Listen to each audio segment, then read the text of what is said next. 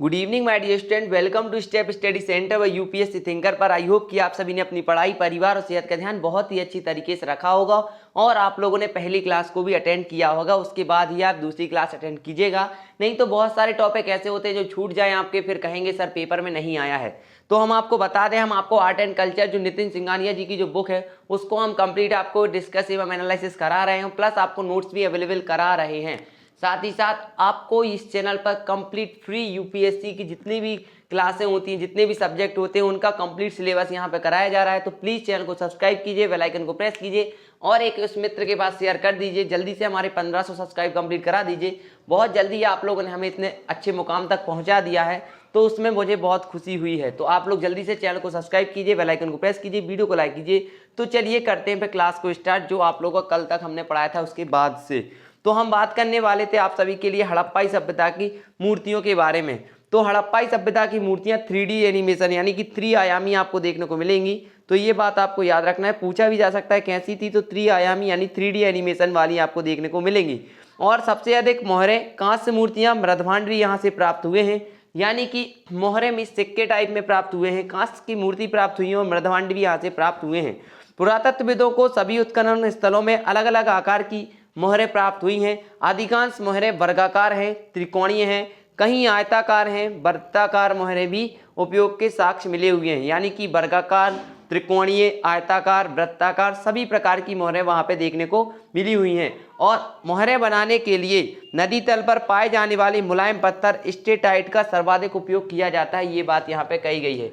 यानी कि अगर आपसे कोई पूछे कि भाई मोहरें बनाने के लिए किस प्रकार की या फिर किस चीज़ का उपयोग किया जाता था, तो नदी के तल में पाए जाने वाली मुलायम पत्थर स्टेटाइट का सर्वाधिक उपयोग किया जाता था। हालांकि अगेट, चटम और तांबा, कांचा, फाइंस, टेराकोटा की भी मोहरें मिली हुई हैं। यानी अगेट कोई होगा, चटम होगा, तांबा होगा, कांचा तो कांच जानते होंगे, और टेराकोटा की भी मोहरें मिली हुई हैं। तांबे और सोने और हाथी दांत की मोहरें भी कुछ उदाहरण के मिली हुई हैं। यानी कि तांबे की मिली हुई है, सोने की मिली हुई है, हाथी दांत की भी मोहरें मिली हुई हैं। अधिकांश मोहरों पर चित्राक्षर लिपि, याद रखिएगा, पिक्टोग्राफिक स्क्रिप्ट के द्वारा इसको जो मुद्रा लेख देखने को मिला है। चित्राक्षर लिपि में मुद्रा लेख भी है। कौन सा? पिक्टोग्राफिक स्क्रिप्ट कहलाती है। इन्हें अभी तक पढ़ा नहीं जा सका है। मुद्रा लेख दाएं से बाएं लिखी जाने वाली, दाएं से बाएं लिखे गए हैं। इन पे पशुओं की सामान्यतः 5 आकृतियां देखने को मिलेंगी, जिनमें आपको कुबड़दार बैल, गैंडा, बाघ, हाथी, भैंस, बाइसन, बकरी आदि के जो जानवर हैं वो भी आपको देखने को मिल जाएंगे। इस बात का आपको विशेष तौर पे ध्यान रखना है, नहीं तो आप भूल जाएं कि कुबड़दार बैल था, गैंडा था, बाघ था, हाथी था, भैंस था, बाइसन थी और बकरी के चिन्ह आपको देखने को मिले हैं। इंपॉर्टेंट बात यह है कि हाँ, गाय के कोई साक्ष्य नहीं मिले हैं, नहीं तो बहुत सारे बच्चे गाय को लगा देते हैं और उनका आंसर गलत हो जाता है। आप देखिएगा, गाय को छोड़ के गैंडा, बैल, बाघ, हाथी, भैंस, बाइसन, देखो बकरी, देखो अगर बैल था तो उस समय गाय भी होगी, लेकिन गाय को उस पर मुद्राओं पर चिन्हित नहीं किया गया था या चित्रित नहीं किया गया था। पिक्टोग्राफिक स्क्रिप्ट उस पर लिखी गई थी, जिसे अभी तक पढ़ा नहीं जा सका है, जो दाएं से बाईं ओर लिखी जाती थी। इस बात का याद रखिएगा। सर्वाधिक मुद्राएं जो आपको जो वर्गाकार मिली हुई हैं और त्रिकोणीय और सभी प्रकार की मुद्राएं आपको देखने को मिल जाएंगी। और इसके अलावा अगर बात करें तो किस चीज से बनाई जाती थी, तो वो नदी तल में पाए जाने वाले मुलायम पत्थर स्टेटाइट का सर्वाधिक उपयोग करके बनाई जाती थी। इस बात को आपको विशेष तौर पे ध्यान रखना है। आगे बढ़ते हैं। तो सामान्यतः मोहरों पर एक और पशु या मानव आकृति होती थी, जबकि दूसरी ओर मुद्रालेख होता था। यानी एक और एक इंसान, या फिर जैसे अभी आप देखेंगे कि एक तरफ अशोक स्तंभ होता है, दूसरी तरफ उस सिक्के का मूल्य लिखा रहता है। वैसे ही उस प्रकार की जब उस जमाने में जो हड़प्पाई सभ्यता की मुद्राएं थी, वो भी सेम जैसे अभी हमारे भारत की मुद्राएं हैं, एक तरफ अशोक स्तंभ होता है या फिर वो चिन्ह बना रहता है कोई भारत वगैरह का, और दूसरी तरफ लिखा रहता है 2 रुपया, 3 रुपया, 1 रुपया, 5 रुपया वगैरह वगैरह। तो वैसे ही कंडीशन आपको देखने को मिलेंगी। दोनों ओर मुद्रा लेख है। साथ ही साथ कुछ मोहरों में प्रतिसरी पर मोहरों पर तीसरी ओर भी मुद्रा लेख देखने को मिला है। मोहरों का मुख्य रूप से वाणिज्यिक प्रयोजन के लिए प्रयोग किया जाता था। यानी कि जो मोहरें होती थी उनका उपयोग किस चीज में? व्यापार के लिए या फिर पैसे खरीदे आदान प्रदान के लिए किया जाता था। एक छेद वाली कुछ मोहरें सबों पर भी पाई गई। यानी कि जिनमें एक छेद पाया जाता था मुद्रा के अंदर या फिर सिक्के के अंदर, वो सबों के पास पाई गई। इससे पता चलता है कि संभवतः इनका प्रयोग ताबीज के रूप में किया जाता था। संभवतः इनके धारण द्वारा पहचान के रूप में इनका प्रयोग किया जाता रहा होगा। कुछ मोहरों पर गणितीय आकृतियां भी मिली हैं। संभवतः इनका उपयोग शैक्षणिक उद्देश्यों के लिए किया जाता होगा। यानी कि गणितीय आकृतियां या गणितीय जो चिन्ह वगैरह वहां पे देखने को मिले होंगे, जिससे उन मुद्राओं का उपयोग कहाँ किया जाता होगा, जो क्या कहते हैं उसको, जो आप लोग गणित पढ़ते हैं या फिर शैक्षिक क्षेत्र में भी उसका उपयोग किया जाता होगा, एजुकेशन सेक्टर में भी उसका उपयोग किया जाता होगा। कुछ मोहरों पर गणितीय आकृतियां, माने समझ गए होंगे आप, एजुकेशन सेक्टर भी इसमें पॉइंट करता है। साथ ही साथ अगर हम उदाहरण की बात करें तो पशुपति की मोहर, यूनिकॉर्न वाली मोहर, दोनों मोहरों के हम आपको चित्र दिखाएंगे। घबराने की बिल्कुल जरूरत नहीं है, क्योंकि हमने आपको बहुत अच्छे से समझाने की बिल्कुल पूरी 100% दे रहे हैं हम आप लोगों को। बस कमी रहेगी तो आप लोग 100% देने से ना चूक जाएं, क्योंकि एक बात याद रखें, आप लोग 100% नहीं देंगे तो आपको नुकसान हो जाएगा, और 100% देंगे 100% आपको फायदा होगा ही। चलिए, तो सबसे पहले हम देखेंगे उस मुद्राओं को। देखिए, ये पशुपति वाली मुद्रा आप देख पा रहे होंगे, ये है पशुपति वाली जो मोहर है। तो मोहनजोदड़ो से मिली, याद रखिएगा कहाँ से मिली है, तो मोहनजोदड़ो से मिली हुई है ये पशुपति वाली। माँ से मोहन, माँ से मोहनजोदड़ा होता है और माँ से ही मोहर होता है, याद रखिएगा। स्टेराइट की मोहर में पालथी मारकर बैठी मानव आकृति या देवता को दर्शाया गया है। इसमें आप देख पा रहे होंगे ये जो व्यक्ति है पालथी मार के बैठा हुआ है, और पशुपति के रूप में संदर्भित इस आकृति के 3 सौगों वाली मुकुट पहना हुआ है और चारों ओर पशुओं से घिरी है, और आकृति के दाईं ओर हाथी और बाघ है, जबकि बाईं ओर गैंडा और भैंस है। ये इंपॉर्टेंट है, कौन तरफ कौन बैठा हुआ है, नहीं तो तुम लोगों को कहीं बिठाल दे, कोई एग्जाम में तुम लोगों को कहीं बाहर ना बैठाने का मौका मिल जाए, इसलिए इनको याद करिएगा कि दाईं ओर हाथी और बाघ है, जबकि बाईं ओर गैंडा और भैंस दिखाई देगी। और आकृति के आसन के नीचे 2 हिरण दर्शाए गए हैं। आप यहाँ पे देख पा रहे होंगे 2 हिरण भी नीचे की ओर दिखाए गए हैं। इस बात को आपको ध्यान रखना है, नहीं तो फिर कहिएगा सर तो बताए नहीं थे, तो अब हम क्या करें, तुम्हें नहीं कुछ करना है, वो तो फिर एग्जाम वाला करेगा जो कुछ करना है। तो दाईं ओर हाथी और बाघ, बाईं ओर गैंडा और भैंस, नीचे की ओर 2 हिरण आपको देखने को मिलेंगी। जानवरों के नाम आप याद रख सकते हैं, हाथी, गैंडा, बाघ, भैंस, 2 हिरण यहाँ पे आपको अधिकतम देखने को मिलेंगे, ठीक ना। और ये इसके जो पशुपतिनाथ की जो मोहर है वो मोहनजोदड़ो से प्राप्त हुई है, जो स्टेटाइट जो नामक एक जो नदी के तल में बैठी एक मिट्टी का नाम है, उसकी बनी हुई मोहर है। इस बात का ध्यान रखेंगे। बात करेंगे हम आप लोगों को, हड़प्पा सभ्यता व्यापक पैमाने पर कांसे की ढलाई की प्रथा का साक्षी थी। किसे? कांसे की ढलाई की, यानी कि हड़प्पा सभ्यता में अधिकतम कांसे की वस्तुएं या कांसे की चीजें भी देखने को मिली हैं। कांसे की मूर्तियों को लुप्त मोम तकनीक या फिर सियर टिड्यू, याद रख सकते हैं, लुप्त मोम तकनीक के द्वारा उपयोग करके बनाया जाता था। इस तकनीक में मोम की मूर्तियों पर पहले गीली मिट्टी या लेपन लिया जाता था और तब सूखने दिया जाता था, और इसके बाद मिट्टी से लेपित मूर्तियों को गर्म किया जाता था, जिससे अंदर की मोम पिघल जाती थी। फिर सिर्फ एक छोटे से छेद के माध्यम से मोम को बाहर निकाल दिया जाता था और खोखले ढांचे के अंदर पिघली हुई धातु डाली जाती थी।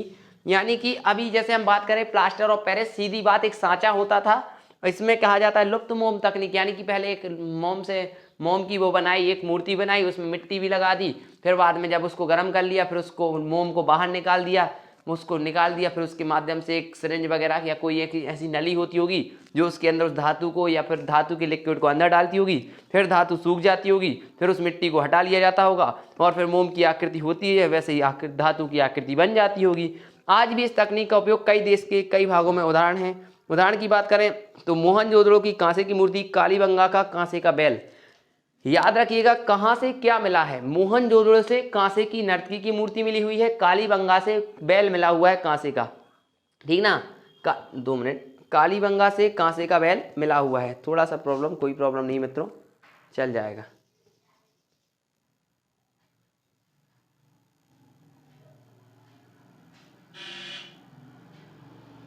चलिए, थोड़ी सी प्रॉब्लम हो गई थी मित्रों, कोई नहीं।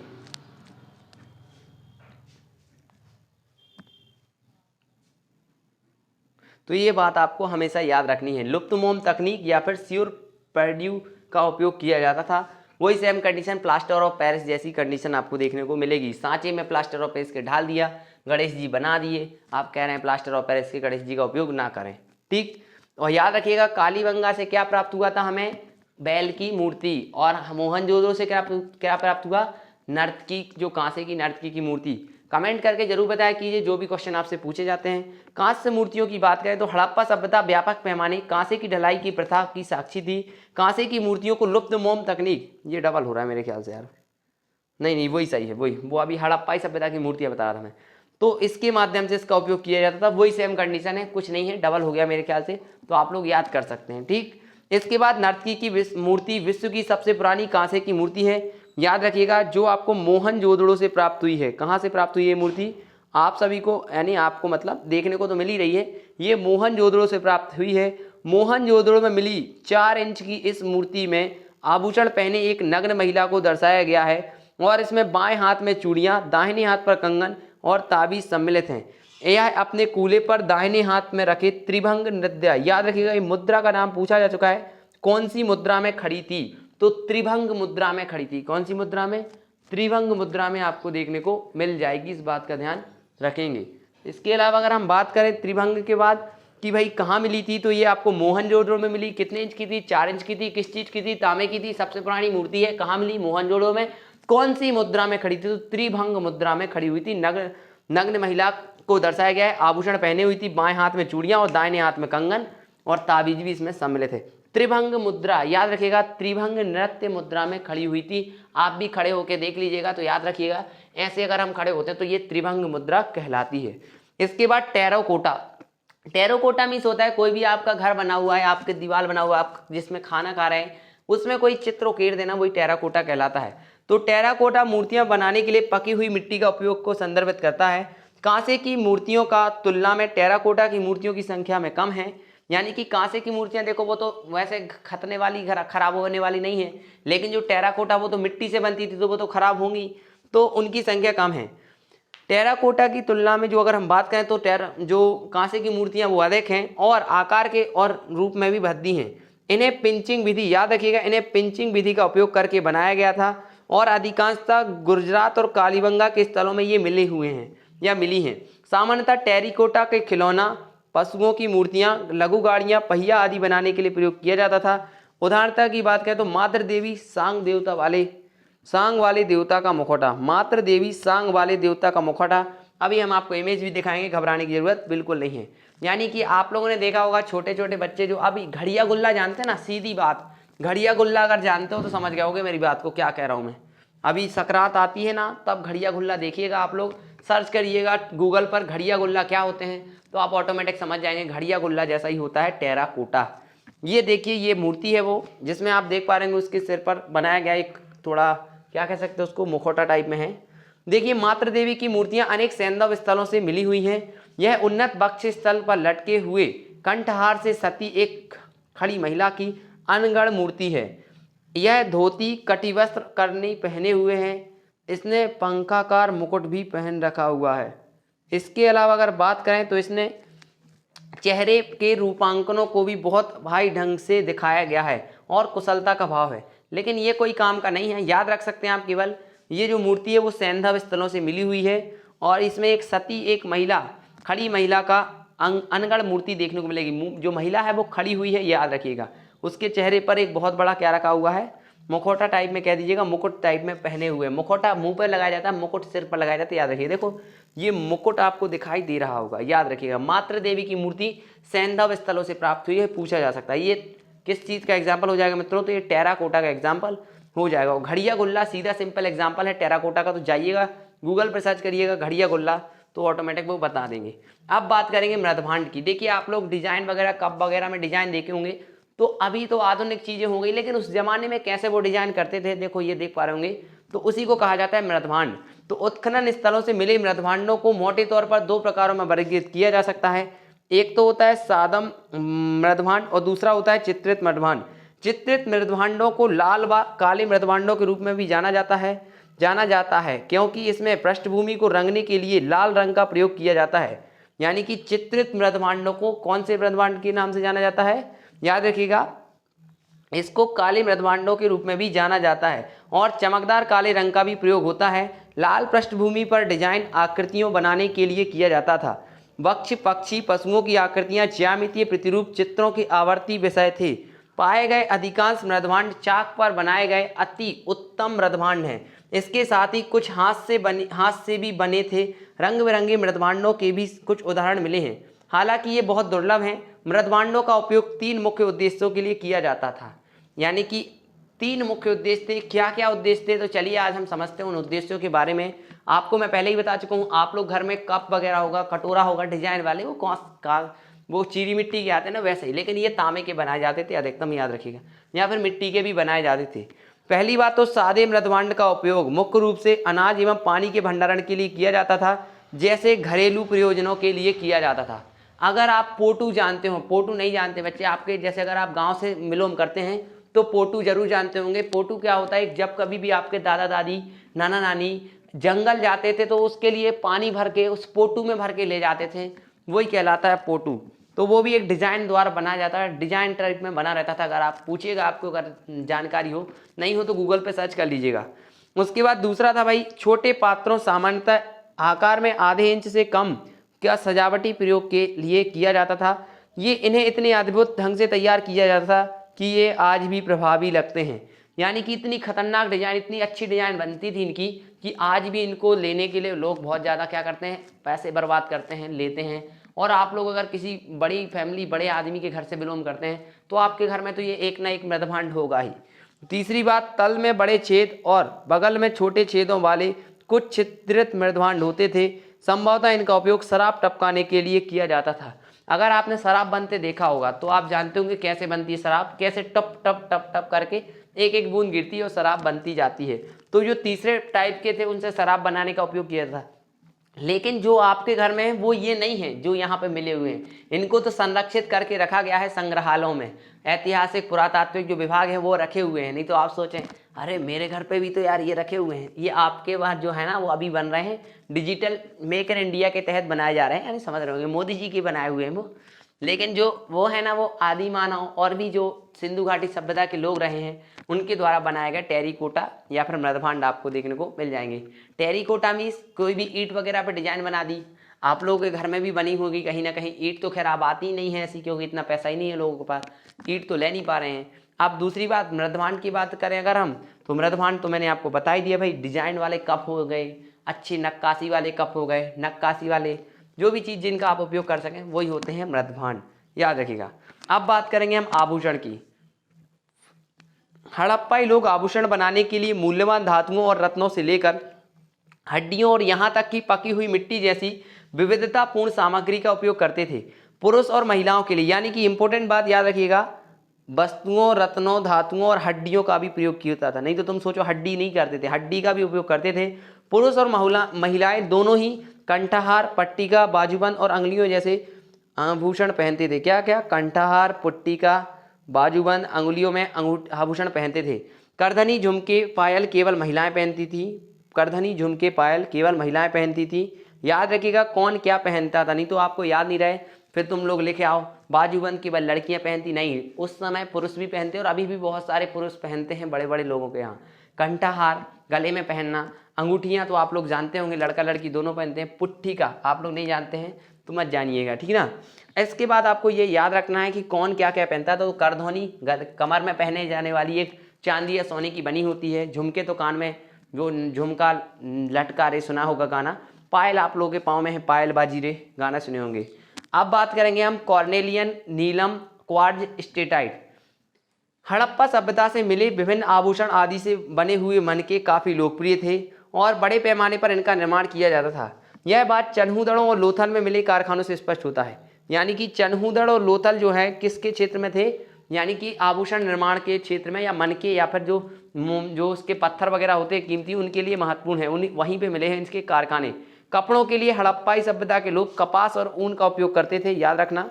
इसके अलावा अमीरों और गरीबों द्वारा समान रूप से काता जाता था।